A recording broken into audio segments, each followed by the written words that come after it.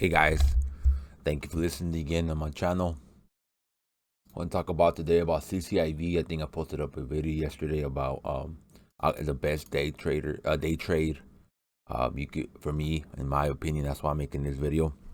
But I think my microphone wasn't working, and I think you couldn't listen to anything. I think 2 videos, but I fixed it, and yeah. So sorry about that. So I want to talk about it again. Go into a little bit into why CCIV one of the best for me to day trade. Okay, basically, to have a day trade, you need to have high volume and movement, because at the end of the day, that's the same thing, meaning that it needs to go up and down. Now, how much risk is in that involved? It depends what stock it could be. It depends the price. So, for example, Apple, you could day trade Apple. Also has a lot of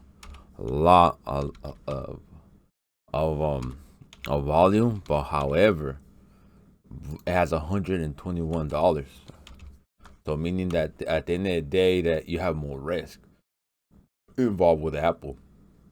So meaning that if you risk, you could lose more, and then it can never hit that price again. And so you have to take a loss or move on or hold it, right? In this case, let's take an example. Let's do it for the Wednesday. Let's say it came down opening bell at 123 and then pop back up to 124. See, the difference between 123 and 124 is $1, and then you have more downside all the way to 122. Meaning that if, let's say, you hold it and then you didn't hit your target for profit margin for that day, you would have held it and you would have lost. So the risk and reward on that trade on that day was greater than your reward. And here with CCIV, you do, because you buy more shares. So it depends on how much shares you want to buy, and then what's your target for your profit for every day. That needs to be consistent, because if you do get greedy, sometimes I'm gonna make more. Just so you get a little bit more, that's when it's gonna take a shit, because you have to be disciplined. If you're gonna make 200, 500,000, 3,000, 5,000, 10,000, whatever that is, stay disciplined to that amount and sell, and then come back next day, right? And that's the whole point, to be consistent. It doesn't matter what price it is, but to be in that consistency of buying low and then hitting your margin and buying high, right? So let's say sometimes you might not hit it, and then it comes down, and what are you gonna do there, right? Let's say you're getting close to the end of the trading day, and you're taking a loss. So you're negative. For me, you have 2 choices: hold or sell it. For me, just sell it, because there's a next day. You have a next day, and you can make that up.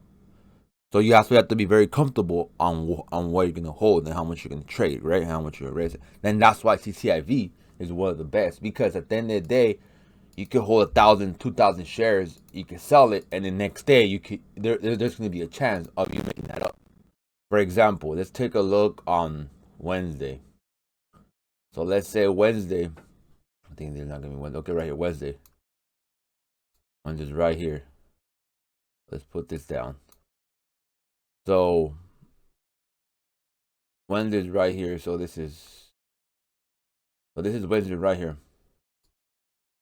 So let's say you open, and most of the time when the market opens, you never buy, because there's so much volume coming in from the last day trading day, and then the weekend or whatever. It comes in and pops the price, or the other one, right, or decreases it, accelerates it. So if it does accelerate, even better, because that's your bottom, and you can buy top, right, because it accelerates. So that's why in the beginning you should just wait. You should wait to the top or for the bottom, and then buy after, so it settles. Let's say this was at 6 o'clock. So 6:15, 6:30, boom, and pop, open. See, there's the selling pressure down. So it sold at $26. So right there is $25. So let's say you have a $10,000, $5,000, or even more. You can make money in this trade. How? You buy the bottom. So most of the time, like I said, once in the beginning, you have a sell pressure up or down because of the volume coming in from the last day in trading day or the weekend. So it's $25. So boom, you buy 1,000 shares, and you go all the way to $27. So right there, 1,000 shares from 25 to 27, you made like $2,000 right there. So if that was your mark, sell. You know what I mean? If not, let's say hypothetically you wanted more and you didn't get the mark, okay, boom, you hit it low, and you're at the end of the day looking at not negative, not that much, from 25.80 all the way to, let's say, 24.20. Yeah, you part it down like what? If you have 1,000 shares and you're 24.20, you're negative around like $1,000, let's say. So at that point, what you're gonna do? You're gonna keep on holding it so it could go up, or just cut it. Like I said, you should always. This is my opinion. This is for entertainment purpose only, but this is my opinion. You should always cut the loss. Just let it go. You know, it just happens, right? No, just hold on. Like, oh, I'm gonna get it tomorrow. That hope right there is gonna get you losing more money, and then you're gonna panic more. And like, oh my God, I'm losing more money, and then boom, you can start selling, and you're gonna have a greater loss. So just hit it and move on. It happens. It happens to everybody. You know, it happens. So just hit it right there, boom, and then you take a loss. Okay, so go to the next day. This is Thursday. Okay, boom, right here. You will see that now the pressure's up. See, at the beginning of the trading day. So you let it go. Just let it go. Be patient. Gotta be patient. That's one thing here. Patience. And then boom, back again. Always in the morning, you will have that opportunity to buy or wait. Because at the end of the day, that's when volume comes in a lot. As you see from the last trading day. Always. Then the middle of the trading day, it gets slow because, you know, everybody has got in the trade, and then at the end of the trading day, it gets more. So you get a sense of how it works. So you wait on this day, specifically Thursday. It goes up. Okay, let's wait. We're not gonna buy the bottom. This is, you know, the whole point is buying the bottom. So we wait. We wait it out. We wait it out. We wait it out. We wait it out.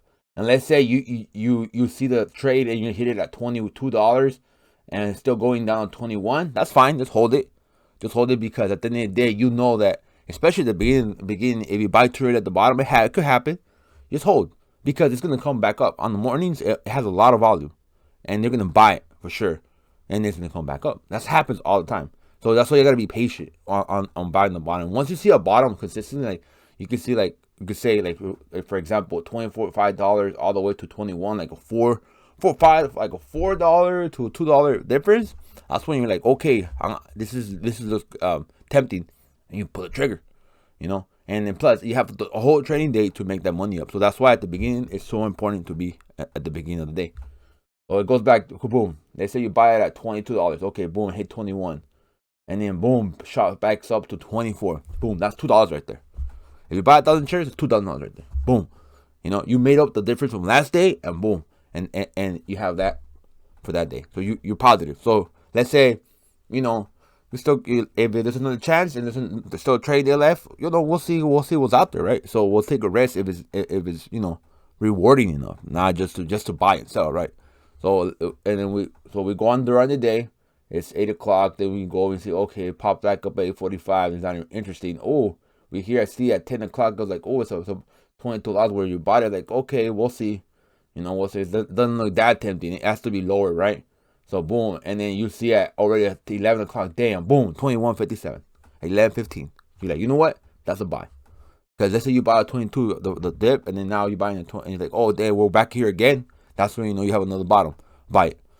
For me, I'll take a risk. I'll buy it. Boom, at 21 set 82, and it comes right back up at 11 o'clock all the way to like 12 o'clock. Boom. $4. Right there, you made $3 and then $2 another trade. 3 plus 2 is 5. So you made $5 margin on that day, on just one day. Let's say you trade $1,000 on one day, you make $5,000. You know, and this is why I like CCIV, because it's very predictable, very predictable. You know, it comes back up, and at the end of the day, it has those type of patterns on a daily basis. So you have that opportunity to make that money up. So at the end of the day, we know, and it's not a very high price stocks at $24. The company is good. For a long hold, for me personally, a long hold meaning that you don't day trade it, you just hold it for like a year or two. Could be a lot of risk, because the company is not risky, but meaning it has a lot of execution risk, and it needs to come through a lot of things. So at the end of the day, it will make things happen to make their shareholders believe. I believe they're going to do everything, but it's just, you know, they have a fraud, like a fraud demand against them.